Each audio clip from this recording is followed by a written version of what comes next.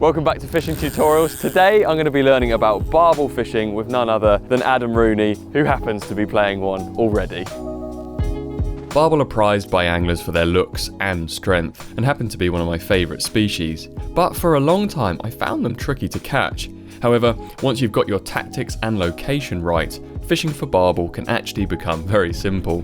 I guess with any species, the first thing you need to do is find them. Yes. Like actually be fishing somewhere with barbel in. Yeah. What are your go-to locations for barbel? Like well, the top rivers are probably, for me personally, are probably the White and the Trent. The Severn's very good as well. For me, to start it off, and if I'm looking to go and catch barbel, just do some research. Yeah. Sort of use the internet to its full advantage. Also, tackle shops can be quite good. Oh, really good, yeah. So once you've chosen your river that you're going to target, you know there's some barbel in there, you've got an understanding of like, yeah, there's a few knocking around. How do you choose a specific part of the river? Because you know, like there's tidal stretches that are deep and wide, there's shallow, streamy bits. What sort of locations are you looking for? What current, what scenario do you normally find barbel in? For me, I keep it quite simple. So I know barbel like flow. I always like it if there's obstacles nearby. I think they like places where food can be held up and they can sort of weave in and out. Boulders. Yeah, basically more than anything, I think it's food's getting trapped there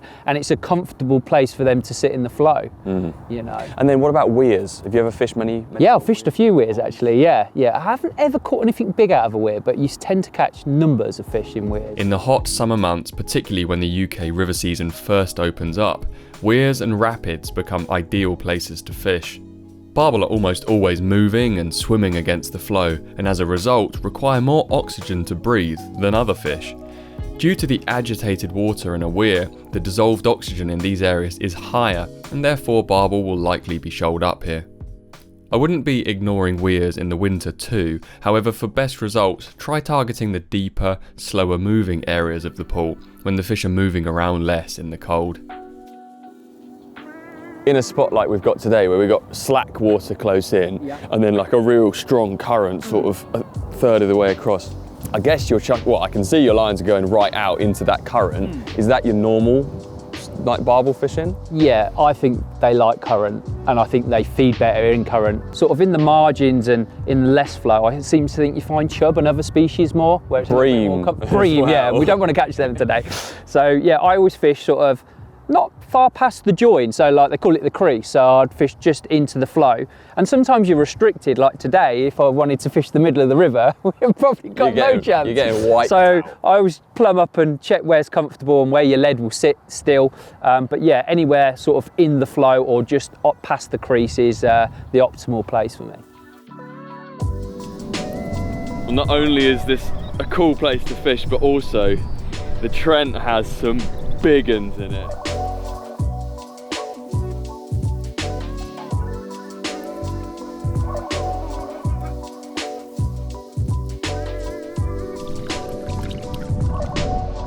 Once you've sort of found an area that you want to fish and you're confident there's barbel there, you've got a swim that you like. What's like your starting point? Float fishing, feeder, ledger in, like moving baits? What's like your guaranteed barbel? The guaranteed thing is on the bottom. Barbel just rummage around on the bottom. You see their face, the way their lips face, they're eating off the bottom. So I'd always go feeder.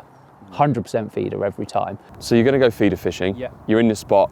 Are you putting out any bait like to start, or are you just sort of flinging them out and waiting? All depends on the conditions really. So if you're unsure, don't go guns blazing straight away. So if you're unsure, find the spot you think where they could be and go with a little bit of bait. See what happens. Like one feeder full, chuck it out. Yeah, maybe a feeder full or maybe even a lead with some bait squashed in it. We'll get onto tactics a bit more later, but I love the lead with paste strap method. Yeah, that's a bit of you, that, isn't it? That's so good. But yeah, so I'd always start on the side of caution because I think if you put too much in at the start, you could push them down the river. You've got to get used to the flow and that as well. So you need to know where your feeder's going in and that bait's being moved down the river with a tow. You've got to find out where that spot is, where it's holding up. I guess if you're in really far shallow water and you throw bait out or you chuck a feeder out, like the bait's getting washed. It could be out you swim, yeah. You've got to sort of really think about what you're doing and sort of time it right. And your bait in your feeder, you can manipulate that. So what are you putting in your feeder? Basically, I use like a high oil ground bait, basically. It's just lots of pellets. It's got a few few secret ingredients in. Oh, there's no secrets allowed. Well, it's available in a bag now, so you can buy it, but that is the mix that a few of us have used for a long time, which Mainline do now, but it's fantastic.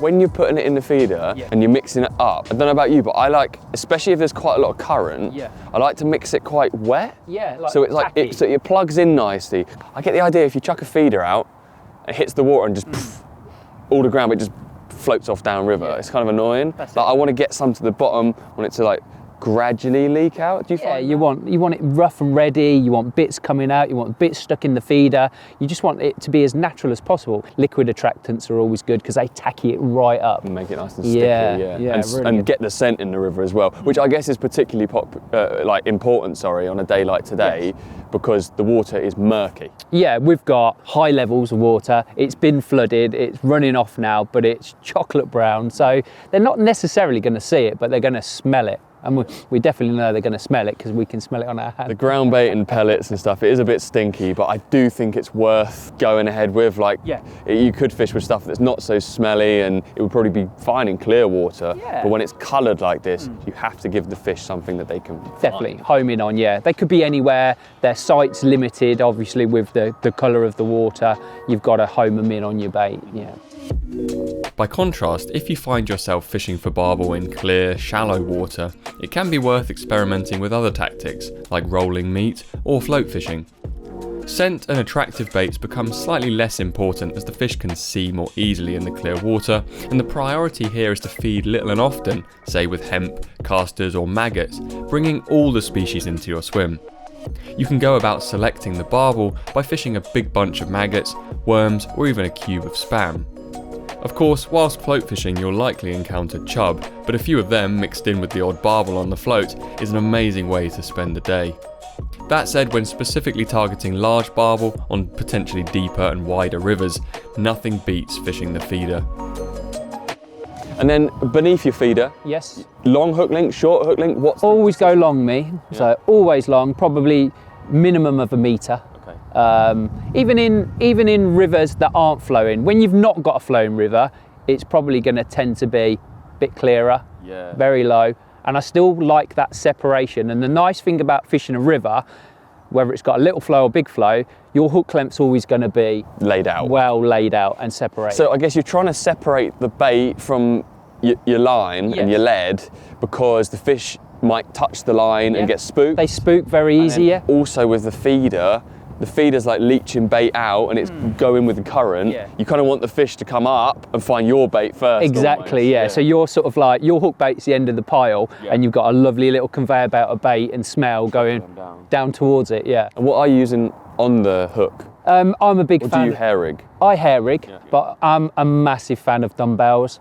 I like big dumbbells as well, I think. Basically like halfway between a boilie and a pellet. Yeah, it's like a pellet-shaped boilie. So I think it just sits better. If you've got a round boilie on a moving water, I think it moves about a bit, but a dumbbell will sort of wedge itself in, probably look a bit more natural. Would your bait approach change at all, let's say in the middle of summer, if the river is very clear? Yes. And the fish are quite wary or have been fished for quite a lot? What I tend to do then is bait up first with the same rod and the same feeder without a hook length on to start. So I'll put maybe 2 or 3 feederfuls in, and I tend to spread them over a little area, but to a line clip, but sort of some upstream, some downstream, spreading them out a bit. So there's a nice fine layer of bait. And then when I go in over the top, when it's clear, I tend to put a lead on rather than a feeder. Okay. So you're in the swim and it's just your hook bait rather than a big feeder sitting in the swim with the bait trawling out of it. I think sometimes that can... The feeder makes a bigger splash too, so you can be maybe a bit more subtle. Yeah, a bit stealthy. And then if you ever fish for like casters, maggots, worms or stuff, would you tend to just lean towards like trying to catch big barbel with bigger boilies? If I'm going for my own fishing, where my main approach is I want to catch a big one, I will always go dumbbell hook baits, heavy, smelly ground bait and halibut pellets. You're fishing for like maybe one bite, but a big one? One bite, I'm quite happy to sit all day. I know quite a few people who catch barbel consistently, maybe in an average size that's a bit smaller, but they're fishing like a maggot feeder. Hemp and casters are a popular combination. Do you know when that's really good as well, like when we mentioned earlier, when the river's low there's less oxygen in it, and there's a few fish there, but you need to get them competing. There's nothing better than maggots, casters and hemp. I honestly, I had one of the best sessions of my life on the River Wye, low and clear, like barely any flow. Everyone would say, you're gonna struggle today. We just fed loads of maggot. It's like maggot and hemp, and like the little fish came in, the roach came in, the chub came in, and then the barbel muscled in. But if we just went in on that day and we're like, right, big pellet sitting on the bottom, it might not have kicked off. You may have got one or two bites. Yeah, may have got one or two. I think once you get them feeding on those baits, like maggots and casters, they're so moorish that they just stay around, and you tend to get a different stamp of fish as well. So if you're going for numbers, they're a much more safer bet. So, and a great way of fishing as well. Yeah, good fun fishing. Yeah, really good fun. I definitely get the feeling that if you're targeting specimen barbel, meat, pellet, dumbbell hook baits. Don't be shy. Yeah. Most people I know tend to fish for barbel during the day, as it's most convenient and arguably more enjoyable too. However, if the angling is hard and the bites are few and far between, fishing into darkness will definitely give you an advantage on many rivers, especially pressured ones with lots of other people fishing.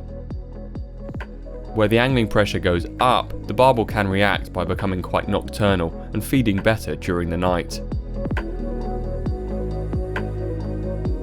So the rods you've got there are like, they look like dedicated sort of barbel rods. What is a barbel rod compared to like just other fishing rods? Yeah, a barbel rod's just basically stepped up. I mean, I go to the extreme, I'm fishing a 2 1/4 test curve, which is basically on the verge of being a carp rod. Yeah, it's a pokey old rod. It's a pokey rod, long. But you're fishing in flowing water. You've got your rod up in the air to keep the line off the water to give you as best chances keeping the feeder in. Because otherwise your lead can like bounce through. If you have your rod low, the pressure from the water just ends up pulling your bait and pulling your rod round. So keeping your rod high up in the air. So a good long bank stick's always a good one, or we like to use a pod if we're double rodding. Heavy line as well?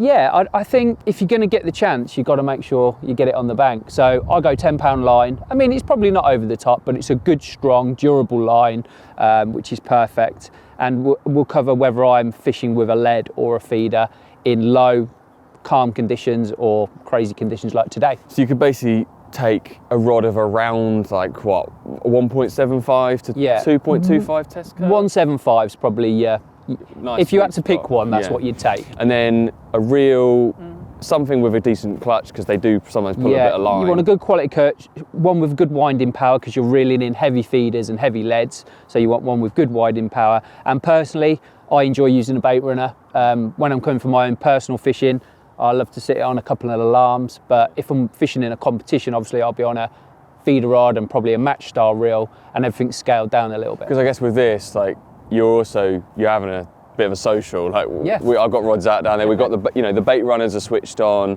Yeah. You're not actively watching the rod at all times. No. You can kind of relax with a setup. That's like it. this. Yeah. Most of my fishing when I go is intense match fishing. So this is like peaceful, good. Yeah, just a lovely way to relax and still enjoy your sport, sort of thing. And then I know that barbel pull back. Like they really can fight. Like they can give it their all during the battle. I guess you would probably advise to leave that fish in the water a little bit and let it sort of get its breath Absolutely, back. Yeah. Probably the most important part about barbel fishing. Let it recover before you take it out of the water. Once you've had your pictures and weighed it in, when you put it back, again, give it time to recover before it goes back. I mean, the worst situation would be a fish going belly up and floating down the river and you can't sort of go and save it. So yeah, fish care is obviously paramount with any type of fishing, but especially species like barbel that fight so hard. Oh, here we go. Barbel? Yeah. Oh, fish on! How good's that? Oh, that's brilliant. Oh my God! Hold this. That'll do. There we are. Some brilliant action. Two beautiful fish. Absolute stunning. Love them. That's a barbel, but bigger.